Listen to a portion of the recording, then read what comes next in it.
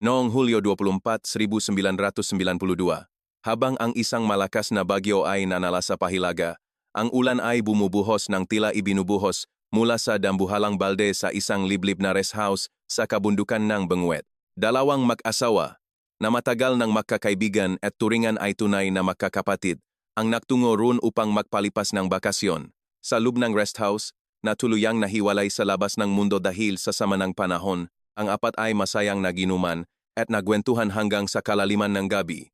Ngunit kinaumagahan, isang hindi kapanipaniwalang pangyayari ang bumulaga sa kanila. Sa pagising ng asawang lalaki na si Renato, napansin niyang biglang naglaho ang kanyang asawang si Yolanda. Dahil sa kaba, tinungo niya ang katabing kwarto, at doon ay natuklasan niyang wala rin doon si Kenneth, ang kaibigang kasama nila sa bakasyon. Ang tanging naiwan sa kwarto ay ang asawa ni Kenneth na si Christina, na mahimbing paring natutulog. Nang mabilis silang lumabas, nakita nilang wala na rin sa paradahan ang kulay pilak na kotse ni Kenneth. Sa loob-eng kwarto, tanging ang napitaka, ide, at manggabag na naglalaman ng mga pamalit na damit ng dalawang nawawala ang tila sadyang pinili at kinuha. Walang anumang senyales ng sapilitang pagpasok o bakas ng pakikipagbuno sa silid, batay sa sitwasyon. Tila nakasundo ang dalawa na maktanan sa gitnang gabi, kaya naman ang manaiwang asawa ay naiwang tulala at sugat ang puso dahil sa matinding pagtataksil. Isang kakaibang paglalaho sa isang liblib na rest house na hinarangan ng bagyo. Talaga nga kayang naktanan ang dalawa para sa kanilang bawal na pag-ibig o may iba pang lihim na nakatago sa likod ng rumaragasang ulan ng gabing iyon noong gabi ng Biyernes, Hulyo 24, 1992. Habang binabaktas ang madilim at paliko-likong daan paakyat sa Benguet mula sa Metro Manila, ang malalakas na patak ng ulan ay walang humpay na humahampas sa windshield ng kotse. Bagamat may babalang bagyo, hindi kayang kanselahin nina Renato at Yolanda, kasama ang mag-asawang Kenneth at Christina, ang bakasyong matagal na nilang pinagplanuhan. Rumaragasa ang tubig sa mga, sa pasabangin na tila ba isang nakatatakot na dagundong, ngunit sa loob ng rest house ay mainit at comfortable. Nagtipon ang apat sa sala, nagsalo sa mga pagkaing dala nila at nagbukas ng alak. Ang sarap uminom habang nakikinig sa ulan. Parang mas matamis ang alak ngayon. Masayang wika ni Kenneth habang itinataas ang kanyang baso. Sumang-ayon naman si Yolanda habang namumula ang mga pisngi sa alak. Ang dalawang pamilya ay talagang malapit sa isa't isa. Tila tunay na magkakapatid. Lampas ng hating gabi ngunit hindi pa rin natatapos ang kanilang tawanan. Sa labas ng bintana, ang kadiliman ay napakatindi na hindi mo na makikita ang sarili mong kamay, at ang pakiramdam ng pagiging hiwalay sa mundo ay lalo lamang nagpataas ng kanilang sigla. Nang gumuhit na ang antok dahil sa alak, na kanya-kanya na sila ang pasok sa kani-kanilang kwarto upang matulog. Ang ulan ay patuloy na humahampas sa bubong ng walang katapusan. Kinaumagahan, Hulyo 25, bandang alas 7:00 umaga, nagising si Renato na may matinding sakit sa ulo.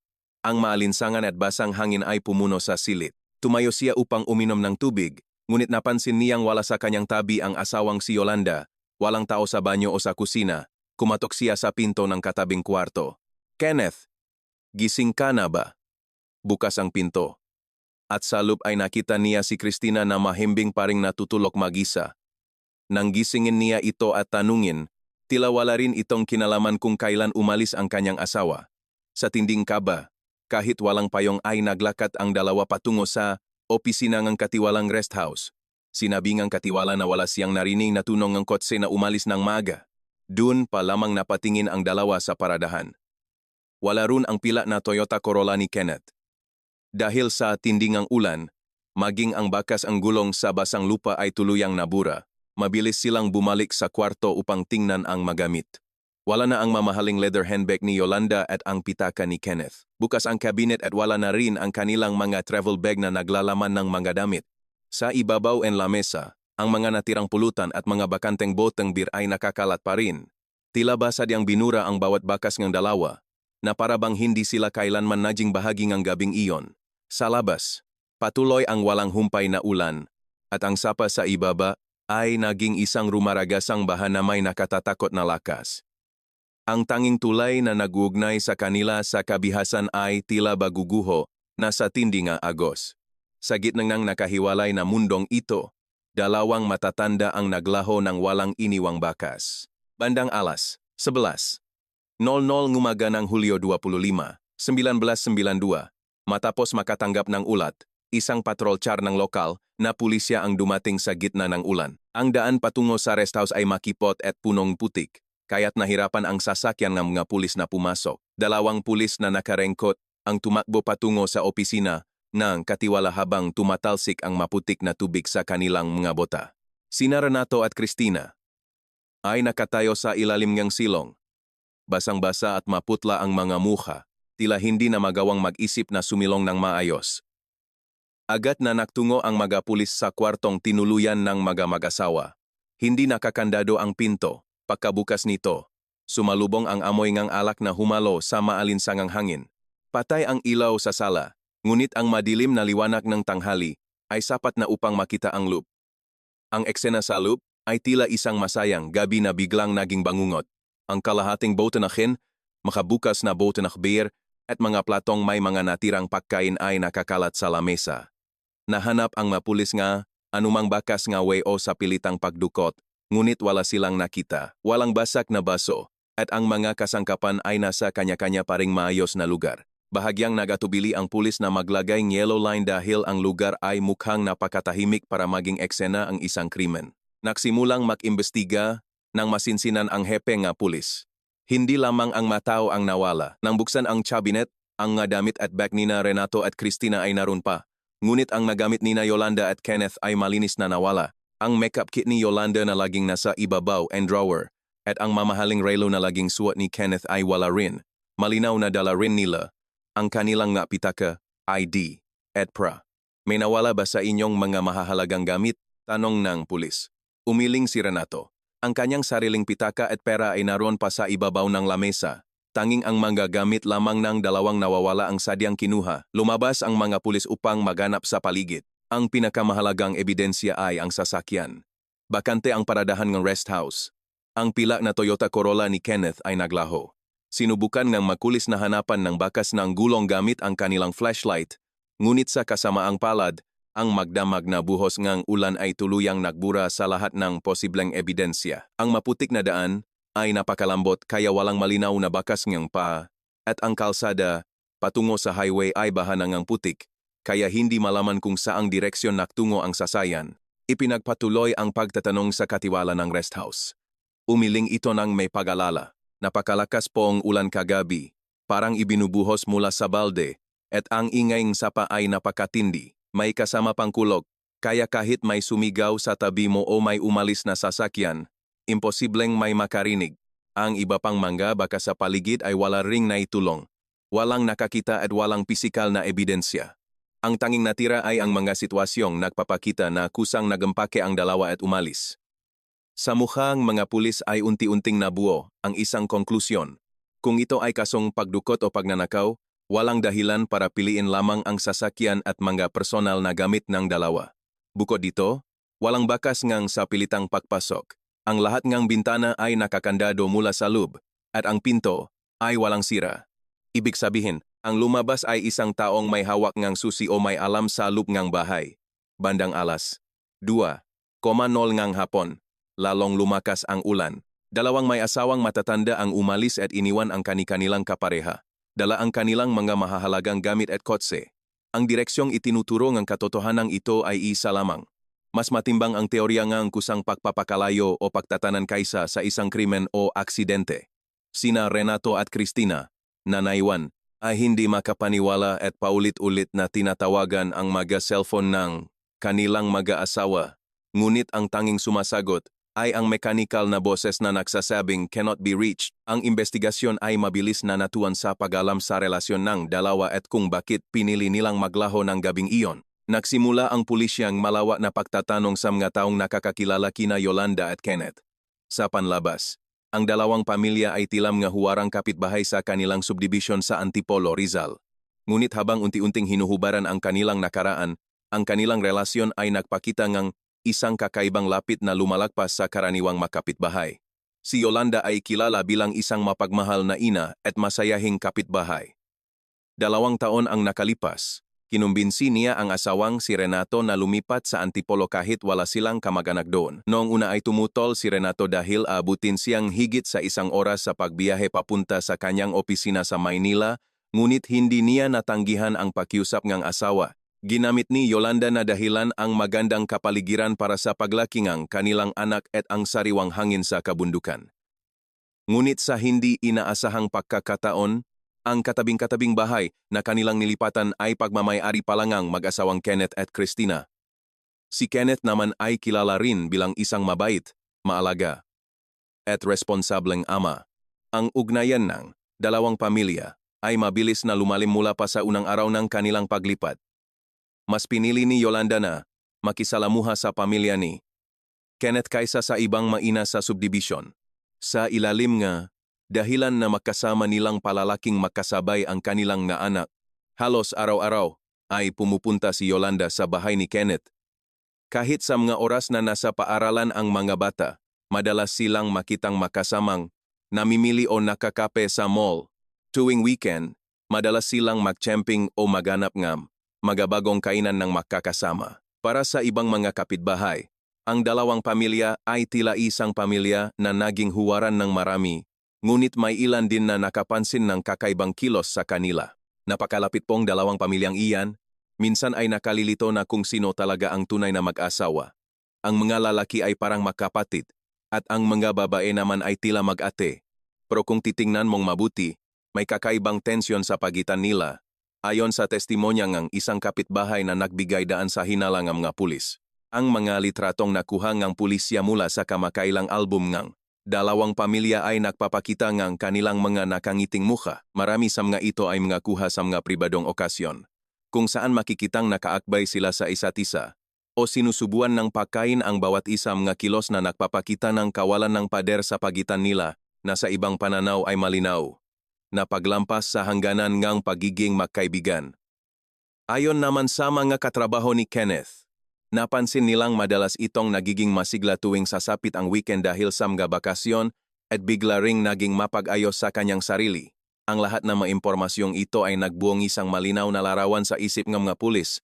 Hindi man tiyak kung sila ay dating makasintahan o nakaibigan na lamang ng maging makapitbahay. Malinaw na nahulog ang dalawa sa isang bawal na pag-ibig at upang takasan ang realidad, nagpasya silang maktanan. Ang mga biktima na sina Yolanda at Kenneth ay mabilis na tiningnan ng lipunan bilang isang taksil na makasintahan na nang iwan ng kanilang mga pamilya. Sina Renato at Christina naman ay naiwang tulala, nakatitig sa isa-isa, habang hinaharap ang mas matinding sakit ng pagtataksil kaysa sa mismong pagkawalang kanilang kabiyak. Malamig ang atmosfera sa presinto.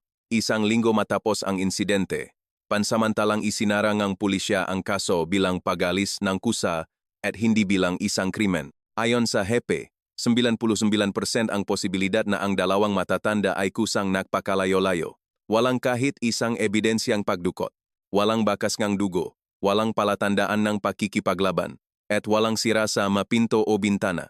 Ang tanging nawala ay ang dalawa, ang kanilang mga mahahalagang gamit, at ang sasakyan. Bilang bahagi ng proseso, isinama pa rin sa listahan ng mga suspek sina Renato at Christina, ngunit ito ay formalidad lamang. Gayunpaman, matinding nagprotesta ang dalawa sa hinalang ito. Ang asawa ko at ang kaibigan ko ang nagtaksil at tumakas. Tapos ako pa na nagulat ang inyong paghihinalaan? Sinasabi niyo bang pinatay ko sila at ibinaon kung saan? Galit na sigaw ni Renato habang ginampas ang lamesa ng investigador. Sa halip na maginala, inalopa siyang mga pulis dahil ang galit ng isang asawang nataksilan ay tila napakatoto at nakalulunos. Si Christina naman ay walang humpay sa pagiyak habang tinatanong, hanggang sa makaranas na itong dehydration. Para sa mga pulis, ang dalawa ay hindi suspek kundi ang pinakamalaking biktima sa buong mundo. Sa huli, tinanggal sila sa listahan ng mga suspek dahil sa kawalan ng ebidensya. Ang pokus ng investigasyon ay natuon na lamang sa paghahanap sa dalawang tumakas, ngunit mabilis din itong napatigil.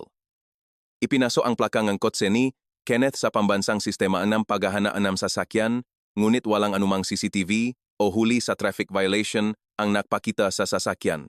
Wala ring transaksyon sa kanilang mga credit card o bangko. Tila ba sadyang nahanda silang sapat na pera upang magtago, nang tuluyan ng hindi nag-iwan ng anumang bakas. Kumbinsido ang mga pulis na ito ay isang planadong pagtatanan. Ang pagpapatuloy ng investigasyon ay tila paglalantad lamang ng dumingang dalawang pamilya sa publiko. Mabilis na kumalat ang sismis sa kanilang subdivision sa Antipolo. Sinasabing ang makapitbahay ay naktanan at iniwan ang kani-kanilang pamilya at marami ang naawa sa mga naiwan. Tuwing papasok sa trabaho o mamimili si Renato, nararamdaman niya ang mga mapanghusgang tingin ng mga tao sa kanyang likod. Kapag nakakasabay niya ang mga kapitbahay sa elevator, biglang tumitigil ang kanilang usapan. Bagamat may awa sa kanilang mga mata, sa likod ng kanilang katahimikan ay may bulong na marahil ay may kakulangan si Renato bilang asawa kaya siya iniwan. Lumipas ang panahon at sumapit ang tagulan muli. Ang balita mula sa mga pulis ay unti-unti nang nawala. Kapag itinatawagan ni Renato ang investigador, hindi nito may tago ang gikawalan ni Jegana. Sir, wala kaming makitang bakas sa card o tawag. Talagang nagtatago sila ng kusa. Ginawa na namin ang lahat, at marami kaming ibang mabibigat na kaso na kailangang asikasuhin. Ito ay tila formal na pagsasabi na ihinto na ang investigasyon. Sumapit ang malamig na simoy ng hangin ng Disyembre. Habang nakatayo sa bintana ng kanyang teras si Renato, muling nagbalik sa kanya ang alaalangang gabing iyon sa Benguet. Kung hindi ba kami nagtuloy roon? Kung hindi ba umulan ng gabi na iyon, nagiba kaya ang aming kapalaran? Paulit-ulit niyang tinatanong sa kanyang sarili ang bagay na wala ng kasagutan. Walang nagbago. Hindi bumalik ang kanyang asawa at unti-unti na silang kinalimutan ng mundo. Lumipas ang dalawa hanggang sa naging 3 taon. Sa puntong ito, paminsan-minsan ay nakikita na ring ngumingiti sina Renato at Cristina. Minsan ay makasama silang nagdadala ng mga bata sa parke tuwing weekend. May mabulong-bulungan ang mga kapitbahay na baka magpakasal ang dalawa. Ngunit nanatili silang may limitasyon sa isa't isa.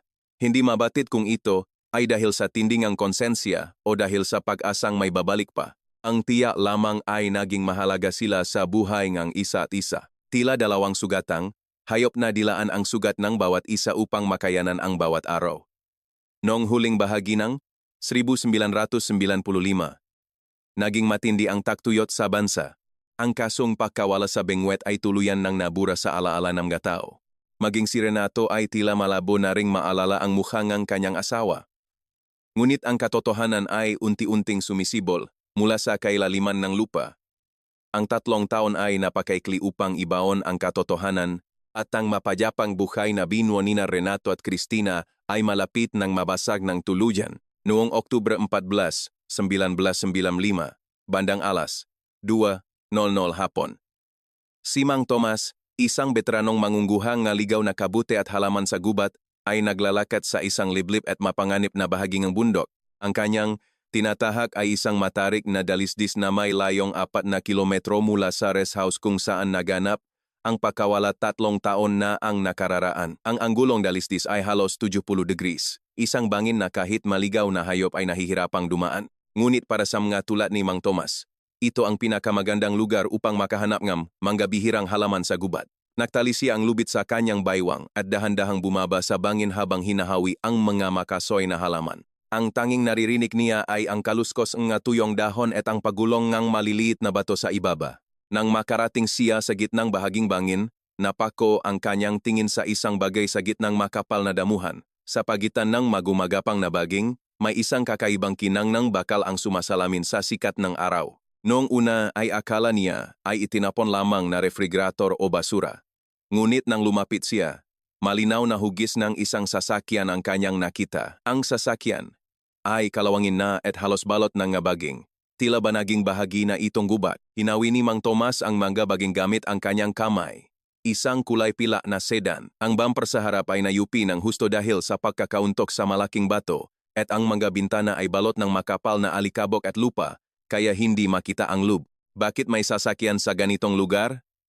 Sa pagitan ng kuryosidad at takot, lumapit siya sa bahaging driver's seat. Pinunasan niya ang makapal na dumi sa bintana gamit ang kanyang guwantes na kamay at sumungaw sa loob. Sa sandaling iyon, napasigaw si Mang Tomas at napaupo sa lupa sa tinding takot. Sa upuan ng driver at ng passenger seat, may 2 kalansay ng tao ang nakaupo. Bagamat kupas na ang kulay ng mga damit, Malinaw na ito ang gadamit na suot nam ga nawawalan noong gabing iyon.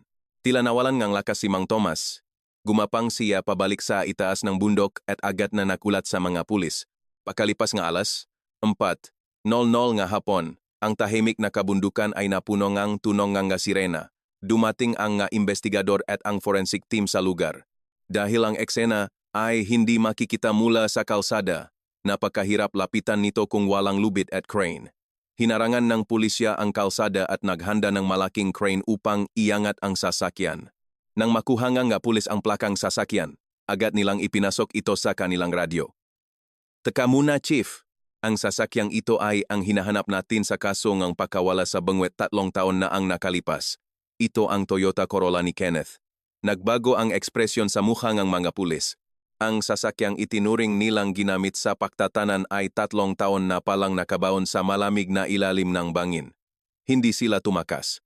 Sila ay itinapon doon. Kumagat ang labi ng hepe ng pulisya. Nang papalubo na ang araw, nagsimula ang pag-angat sa sasakyan. Ang makapal na, bakal na wire ay ikinabit sa sasakyan at dahan-dahang iniangat ng crane ang kalawanging kaha. Ang 3 taong dumi, putik, at mga tuyong dahon ay nagsilaglagan. Nang may lapag ang sasakyan sa kalsada, isang masangsang na amoy ang sumalubong sa lahat. Ang eksena sa loob ay nakapanlulumo. Ang kalansay ng lalaki sa driver's seat at ng babae sa passenger seat ay tuluyan ng naging buto. Ngunit ang kanilang madamit at personal na gamit ay tugmang-tugma sa araw ng kanilang pagkawala. May suot pa ring relo ang lalaki sa kanyang pulso at may kwintas pa rin ang babae sa kanyang lig. Ang pagsusuri ng forensic team ay mabilis na isinagawa. Maingat nilang kinuha ang mga buto habang sinusuri ang loop ng sasakyan. Sa likod ng upuan, naroon pa rin ang kanilang mga travel bag na hindi man lang nabuksan. Ang mapitaka at ID ay naroon din. Chief, may kakaiba rito. Ang kambyo ay nasa neutral, wikang isang forensic officer. Sumungaw ang hepe sa loob ng sasakyan. Ang kambyo ay hindi nasa drive, kundi nasa neutral. Kung ang sasakyan ay nahulog habang umaandar, dapat ay nasa drive ito. Bukod dito, ang susi ay nakasaksak ngunit patay ang makina. Ibig sabihin, hindi ito nahulog habang minamaneho kundi may nagtulak sa sasakyan habang patay ang makina. Baka mariring aksidente ito, ang kondisyon ng mabuto ay nagpakita ng ibang katotohanan. Napakunot ang ng forensic pathologist habang sinusuri ang bungo. Tingnan niyo ito. May matinding pinsala sa likod ng bungong lalaki dahil sa isang malakas na puwersa mula sa labas. Hindi ito pinsala na dulot lamang ng pagkahulog ng sasakyan. Nakita rin ang katulad na pinsala sa bungong babae sa passenger seat. Ibig sabihin, bago pa man nahulog ang sasakyan, nakaranas na silang pag-atake. Gamit ang luminol test, nakita rin ang bakas ng dugo sa loob ng sasakyan. Bagamat 3 taon na ang nakalipas, ang bakas ng dugo ay malinaw na lumitaw sa ilalim ng upuan. Hindi ito aksidente. At lalong hindi pagtatanan. Isang malinaw na kasong pagpatay kung saan ang mga biktima ay pinatay muna bago isinakay sa sasakyan upang makmukhang aksidente. Ang konklusyon ng pulisya 3 taon na ang nakalipas ay tuluyang nadurog. Ang direksyon kaso ay mabilis na nagbago mula sa pakawala patungo sa double murder. Agad na ipinatawag ang mga pamilya. Ngunit ang tingin ng mga pulis sa kanila ay hindi na tulad ng dati. May matatalas na hinala na sa kanilang mga mata. Sino ang may kakayahang magtapon ng sasakyan sa liblib na lugar na ito at sino ang may motibo na patayin ang dalawa? Ang hinala ay mabilis na natuon sa mga tanging nakaligtas ng gabing iyon sa rest house, sina Renato at Cristina. Malamig at mabigat ang hangin sa autopsy room ng National Bureau of Investigation, NBI. Maingat na sinusuri ng doktor ang magabungo sa ilalim ng maliwanag na ilaw sa loob ng 3 taon. Bagamat nawala na ang laman dahil sa mikrobyo at halumigmig ng lupa, ang katotohanang nakasulat sa mga buto ay hindi nabura. Ang resulta ng autopsy ay nagpakita ng mas konkretong detalye. Ang sanhing kamatayan ay ang pinsala sa utak dahil sa hampas ng isang matigas at mabigat na bagay tulad ng martilyo o malaking bato. Ngunit ang mas nakagigitlang bahagi ay ang pagsusuri sa natirang tisyu sa tiyan ng mga biktima. Nakita doon ang nga pagkaing hindi pa tuluyang natutunaw at bakas ng alak. Ayon sa doktor, namatay ang dalawa sa loob lamang ng 2 oras matapos ang kanilang huling pagkain.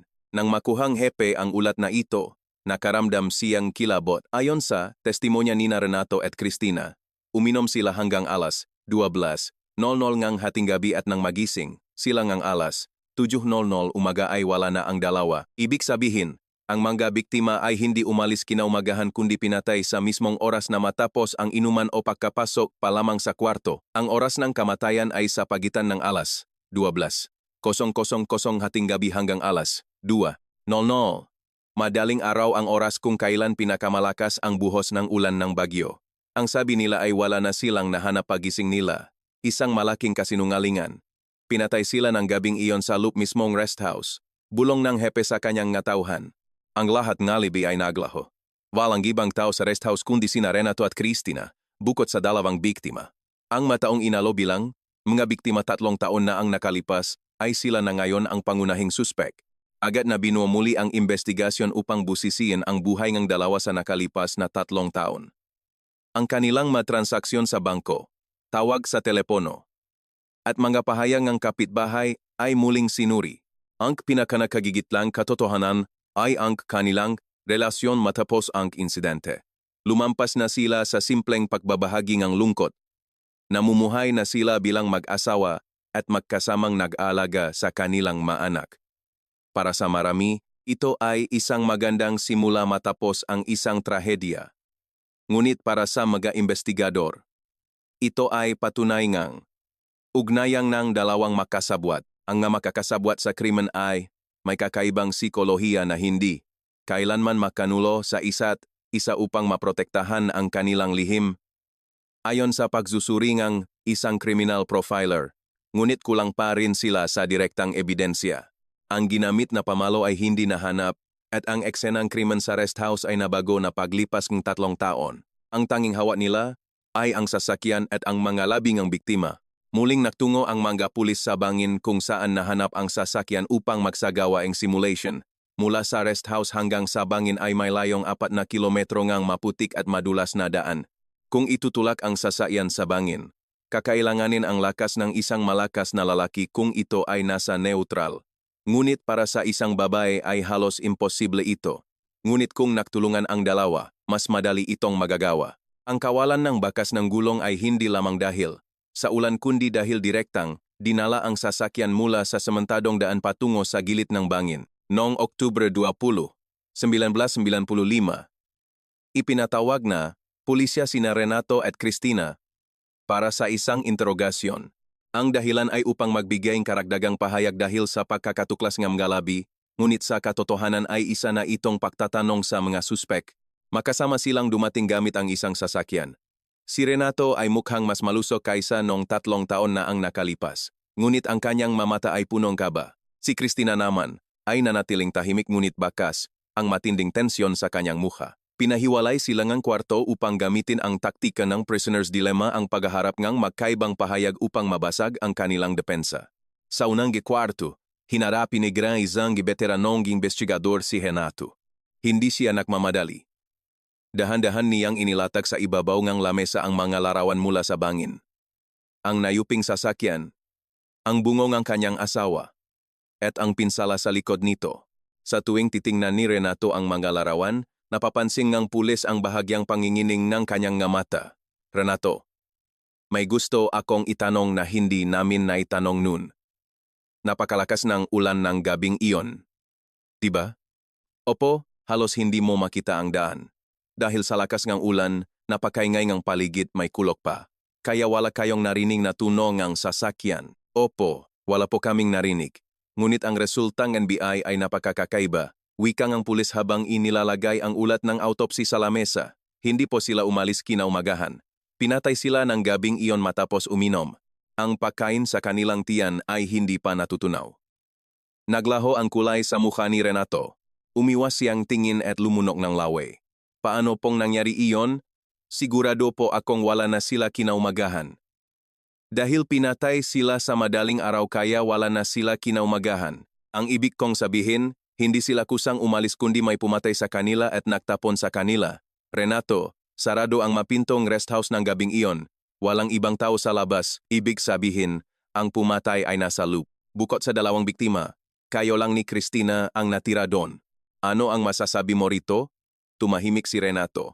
Ang kanyang nga nakakuyom na kamay ay nanginginig. Sinamantalang ang pulis ang pagkakataon at tinanong siya kung kailan niya nalaman ang pagtataksil ng kanyang asawa at kung nagkaroon ba sila ngang away ng gabing iyon, ngunit nanatiling matigas si Renato. Paulit-ulit niyang sinabi na wala siyang kinalaman at humingi nga abogado. Ang kanyang lohika ay gumuho na ngunit ang kanyang psikolohikal na depensa ay matatag pa rin. Sa kabilang kwarto naman, makaiba ang sitwasyon ni Cristina. Ang babaeng investigador ay hindi gumamit ng pananakot kundi naging malambot ang boses upang pukawin ang kanyang konsensya bilang ina. Cristina, malalaki na ang nga anak mo, di ba? Napakahirap magpalaki ng anak ng mag-isa kasama si Renato sa loob ng 3 taon. Bilang ina, alam kong gagawin mo ang lahat para sa kanila. Ngunit Cristina, gusto mo bang lumaki ang mga anak mo na alam na ang kanilang magulang ay isang mamamatay tao? Kapag lumaki sila at tinanong ka kung bakit ka nagsinungaling, ano ang isasagot mo? Nagsimulang sumikbi si Cristina. Si Renato ay umaamin na sa kabilang kwarto. Sinasabi niyang siya ang may kasalanan sa lahat at wala kang kinalaman. Ito ay isang taktika ng pulis upang pasukuin si Cristina. Nayanig ng husto si Cristina. Hindi po. Wala po akong kinalaman. Bulalas niya habang umiyak. Ngunit ang kanyang sinabi ay hindi pag-amin sa krimen kundi isang pag-iwas. Nang gabing iyon, narinig ko ang isang malakas na kalabog at isang maikling sigaw sa labas. Natakot ako ng husto kaya nagtago ako sa ilalim ng kumot at hindi lumabas. Nang tumahimik ang paligid, lumabas ako at nakita ko, si Renato na mag-isang pinupunasan ang dugo sa sala. Ang kanyang mga mata ay napakatatalas at punong galit, kaya hindi ko nagawang magtanong kundi kung umalis na ba sila. Iginiit ni Cristina na hindi niya nakita ang mismong pagpatay at hindi rin siya tumulong sa pagtatapon ng labi. Ginamit ng mga pulis ang pahaya ni Cristina upang gipitin si Renato. Renato. Nagsalita na si Cristina. Sabi niya ay nakita kaniyang naglilinis ng dugo ng gabing iyon. Gusto mo bang isama pa natin siya bilang kasabwat?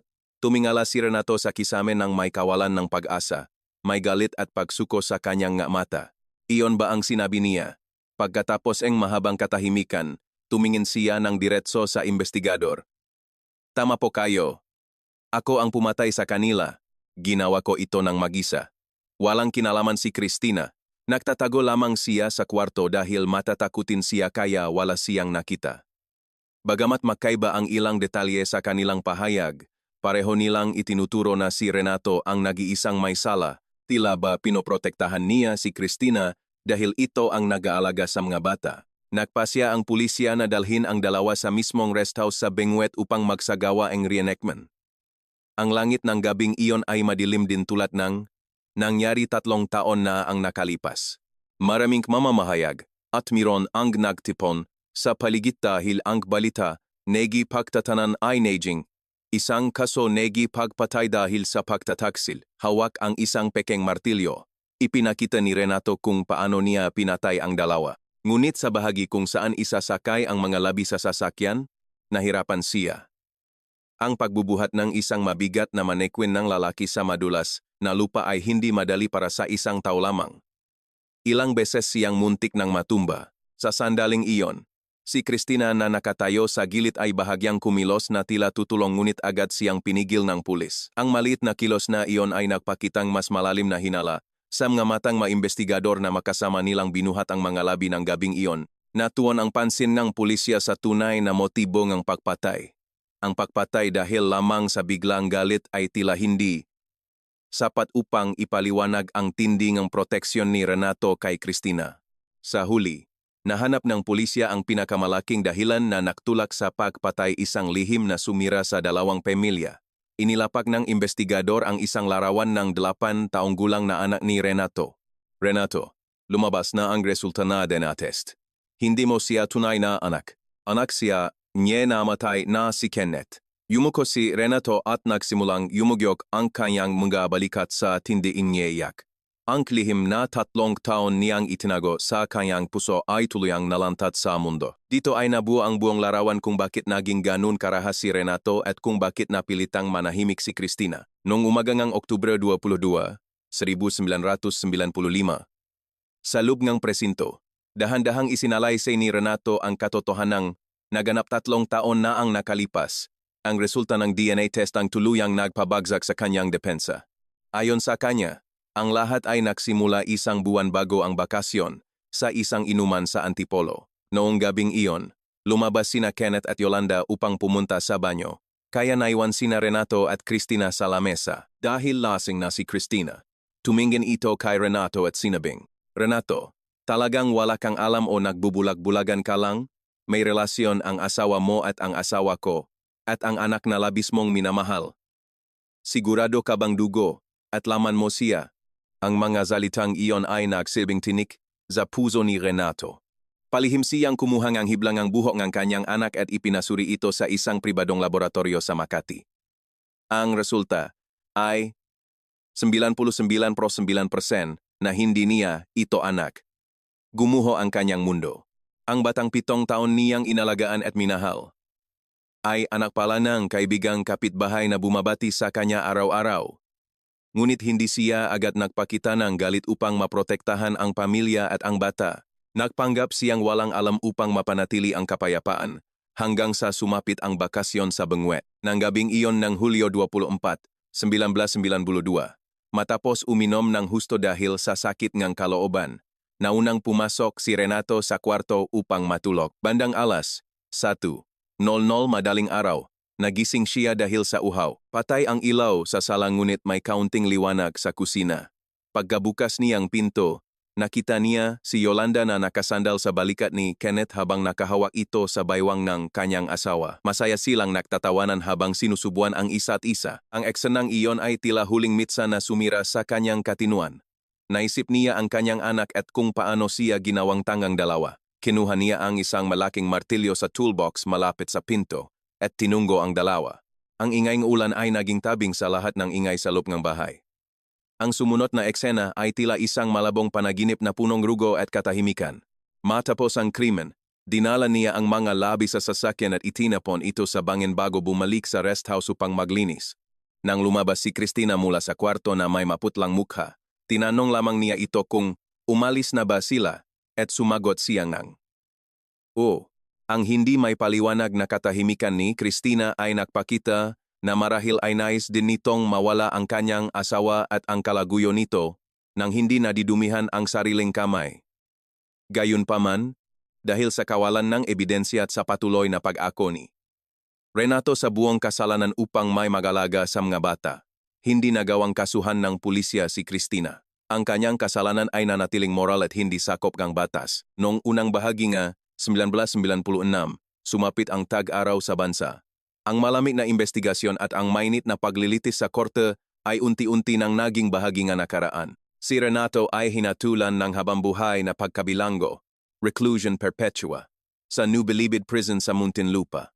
Ayon sa mga bantay, siya ay isang huwarang bilanggo na madalas na nagbabasa ng Biblia at tahimik na tumitingin sa labas ng bintana ng kanyang selda. Ang lihim ng kanyang sakripisyo para sa kanyang anak ay nanatiling nakatago sa kanyang puso. Sa labas naman ng bilangguan, si Cristina ay lumipat sa isang maliit na bayan sa Laguna kasama ang kanyang anak na babae at ang anak ni Renato na anak talaga ni Kenneth. Dahil sa pakiusap ni Renato, si Cristina ang naging gwardiyan ng bata. Para sa mga bagong kapitbahay, siya ay isang mabuting biyuda na nag-alaga sa anak ng kanyang yumaong kaibigan. Ang buhay ni Cristina ay naging abala sa pagtatrabaho sa isang karinderya at pag-aalaga sa mga bata ng higit pa sa kanyang sarili. Ito ay hindi lamang pagmamahal kundi isang pagbabayad sala para sa kanyang pananahimik at utang na loob kay Renato na umakong lahat ng kasalanan. Minsan sa isang buwan, nagtutungo si Cristina at ang mga bata sa Muntinlupa upang bisitahin si Renato. Sa likod ng makapal na salamin, nagkakatitigan ang dalawa ng may malalim na emosyon. "Mabubuti ang mga bata. Salamat," wika ni Cristina. "Sopot na iyon, salamat," sagot ni Renato habang tinitingnan ang mukhang bata na may pagkakahawik sa namatay na si Kenneth, ang lalaking kanyang pinatay, ngunit ang anak nito ang dahilan kung bakit niya ibinigay ang kanyang sariling buhay. Matapos ang pakikita, lumabas silang bilangguan habang nagsisimulang pumata ang ulan ng hapon. Hinawakan ni Cristina ang kamay ng bata habang umiwas sa mga janet ng tubig sa daan. Ang mundo ay kinalimutan na ang krimeng ito bilang isang trahedyang pagtataksil. Ngunit ang tunay na trahedya ay patuloy pa ring nabubuhay sa katahimikan ng nakasala at sa walang kamalay-malay ng ngiting isang bata.